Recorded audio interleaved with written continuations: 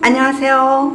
2500년의 음악 역사를 이야기하는 정프렌치입니다.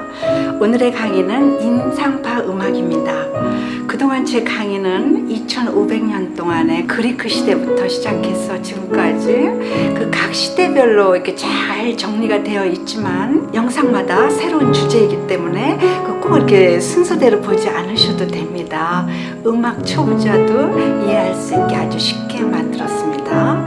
오늘도 인상파 음악을 직접 쳐서 영상 뒤에 깔겠습니다.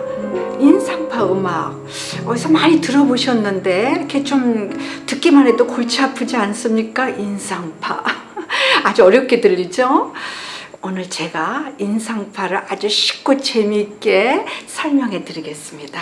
자, 시작합니다. 인상파는요, 낭만파 시대와 그 현대 음악의 그 사이에 있으며 임프레셔니즘이라고 부릅니다. 구글 네이버 이런 데 들어가서 보면요, 잘못된 정보가 너무 많은데 오늘은 제가 팩트를 이야기해 드리겠습니다. 인상파 그 시기를 1850년에서 이렇게 80년대로 나와 있는데요. 그때는요, 후기 낭만파 시대 때 즐기자, 마시자, 사랑하자, 진짜 낭만파의 전성 시대였어요. 그렇기 때문에 이 인상파 시대와 전혀 맞지가 않습니다. 인상파 시대 시작은 1900년 프랑스 파리 그 박람회에서요, 그 첫 작품이 이렇게 소개되면서 1900년부터 그 1차 세계대전이 이렇게 끝날 때쯤이에요. 그 시기는요, 그 소비에트 그 사회주의가 막 시작될 그 무렵이었기 때문에 경제적, 정치적, 사회적으로요, 무척 불안한 시기였어요. 그래서 많은 사람들이 이렇게 술독에 빠져가지고 아주 회의를 느끼는 그런 시대였습니다. 이때 프랑스에서 아주 획기적인 일이 일어납니다. 그 시대적으로 무슨 일이 일어난다 그랬죠? 1900년 봄에요, 200일 동안의 그 상드 마르크스 공원에서 그 최고의 박람회가 열립니다.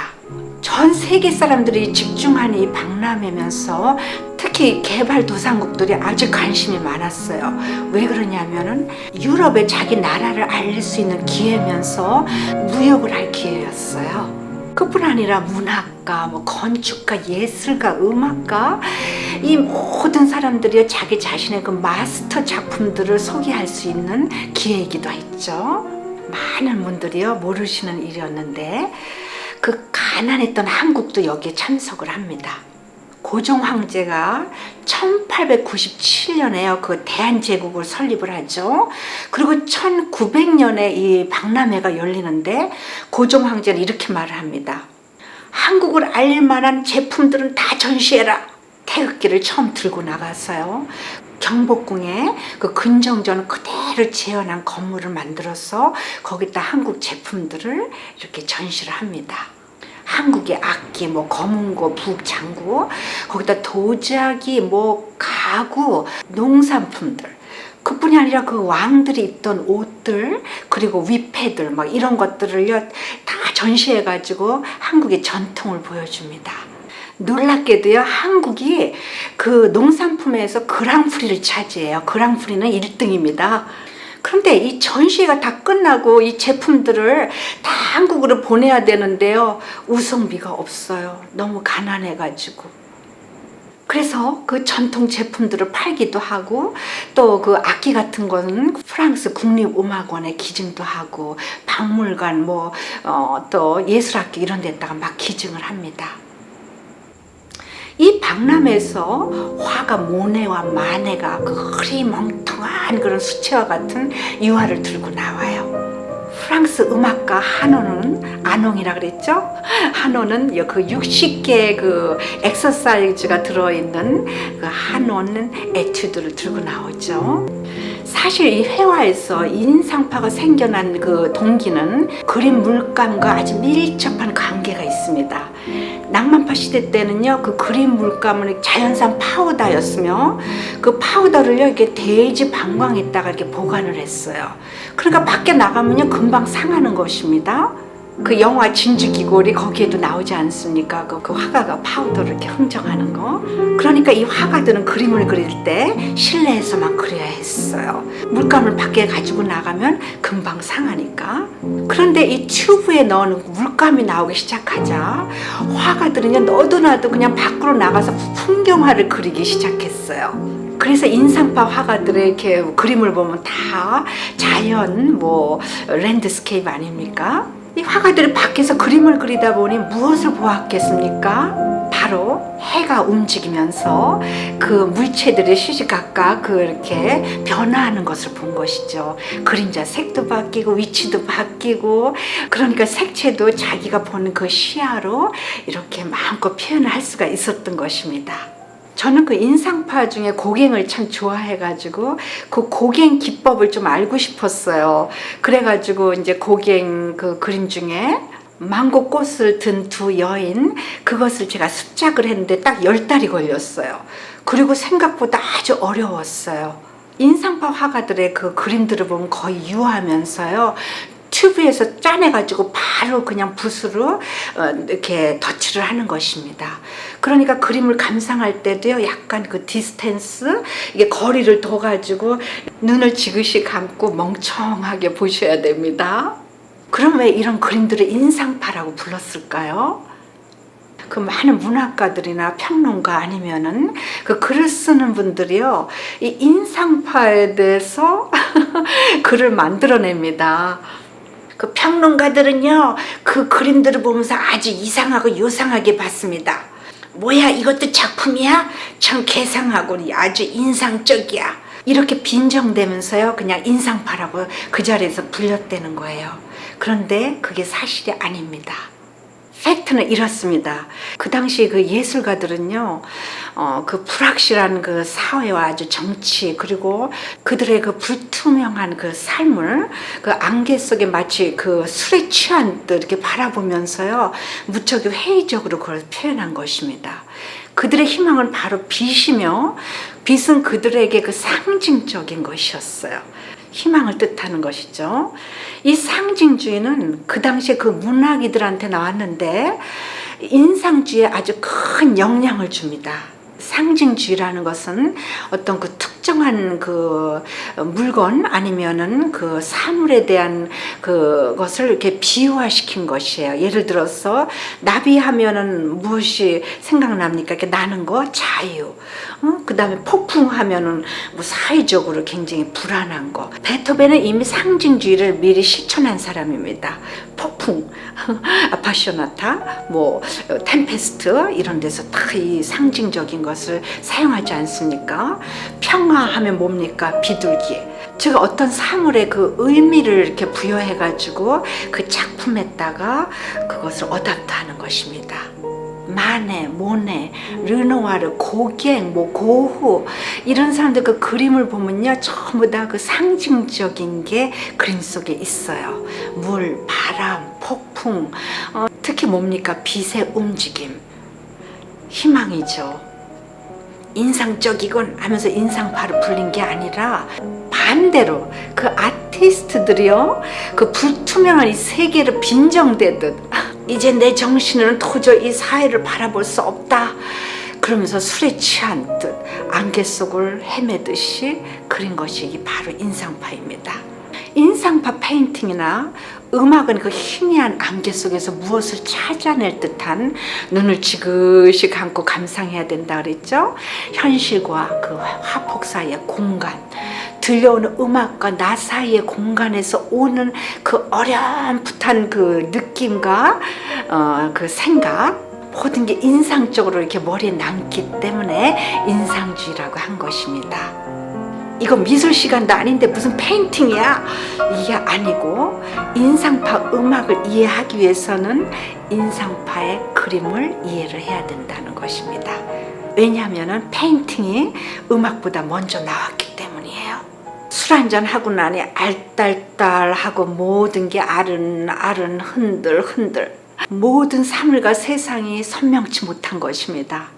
사실 그 당시에 화가들은요, 아주 술에 만취되어 가지고 그림을 그렸어요. 세 잔들은 세 잔을 하고, 고우는 고고 어디로? 술집으로.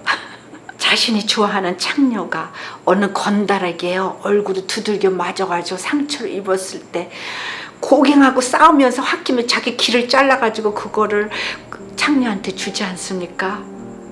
끔찍해요. 또 고갱은 고우하고 싸우고서 타일이 그 섬나라로 가가지고요, 술독에 빠져서 타일이 여자들과 즐기면서 그림을 그립니다. 모두 취하자. 오죽하면요, 지휘자 겸 그 작곡가 말러가 그의 그 교향곡에다가 중국 시인 이태백이 술을 막 퍼마시고선 지은 그 술과 나비에 취해 라는 그 시를 갖다가 그 자기 교향곡 그 대지의 노래에다가 집어넣지 않습니까? 취하지 않으면 미칠 것 같다. 일제 강점기 때도요, 늘 술독에 빠져가지고 세상을 잊자, 날자 막 이런 작가들이 꽤 많았습니다. 그 이상, 그리고 또 누가 있습니까? 세월이 가면 그 당시에 그 선술집에서요, 그 시인 그 박인환 씨가 직접 이렇게 막 그 시를 적고, 거기다가 또 이진섭 씨가 바로 작곡하고요, 나혜심 씨가 그 자리에서 노래를 한 겁니다. 참 아름다운 곡이죠. 돈이 없어가지고 종이를 못 사서 그 담배 은박지에다가 그림 그린 사람 누굽니까? 이중섭 씨. 이분들 전부 다 그냥 고독한 사냥꾼들이에요. 참 멋진 사람들이었습니다. 가난이 이 천재들을 죽인 것이죠. 인상파 음악은요, 그 상징적인 그 문학과 인상주의 그 페인팅에서 나온 것입니다. 꼭 기억해 주세요. 그럼 뭐 예술가들이 술 한잔하고 모든 게 아물아물한 그 안개 속에 앉아서 그림을 그렸다 치고, 그럼 작곡가들은 그것을 어떻게 오선지에 표현했을까요? 아주 흥미롭습니다. 파리 박람회에 참석한 음악인들은요, 이 새로운 예술의 큰 쇼크를 받았고, 또 그 동양 음악을 듣는 순간에 잠이 싹 달아났어요. 그것은 바로 한국말로 궁상각취, 음악 용어로는 펜타토닉이라고 합니다. 5톤이라는 것이죠.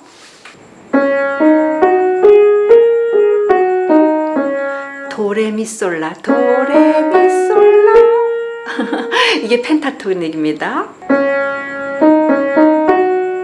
아리랑 도레미솔라 펜타토닉이에요.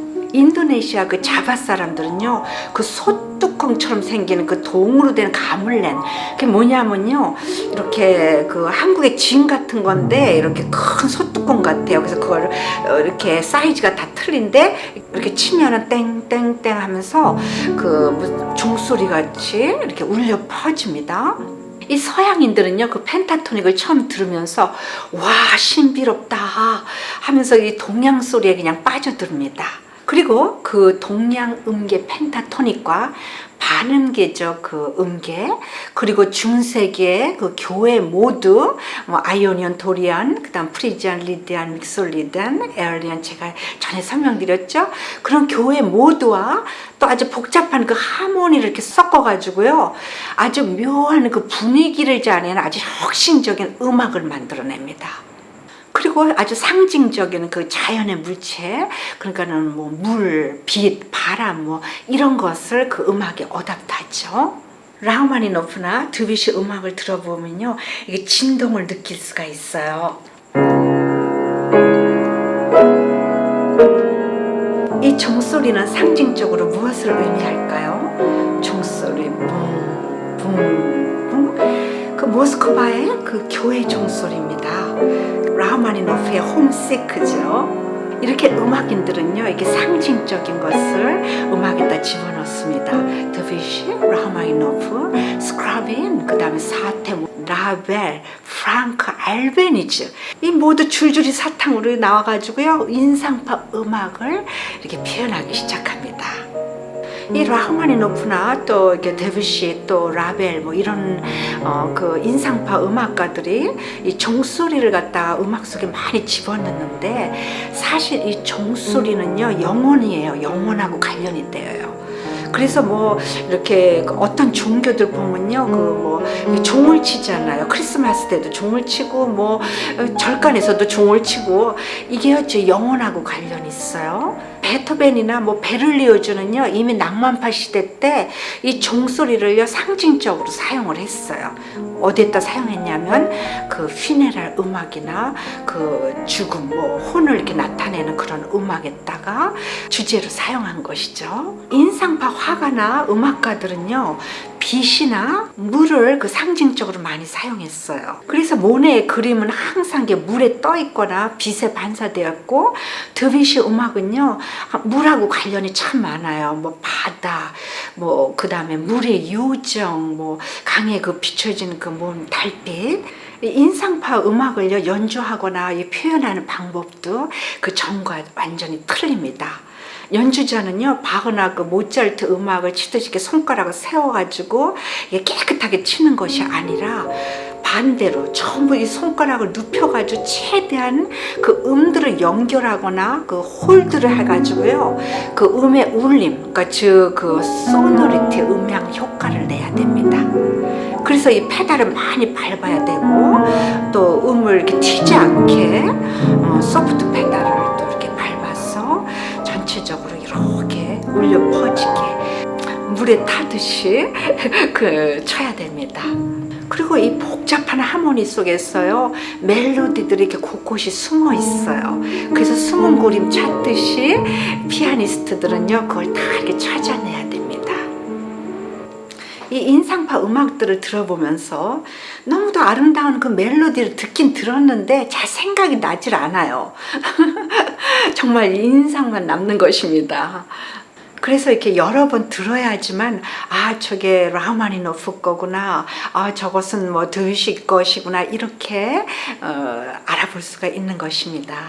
이제 인상파 음악이 어디서 나왔고 누가 어떻게 표현을 했으며 어떠한 테크닉이 있으며 어떤 방법으로 연주를 해야 되는 것까지 다 아셨습니다.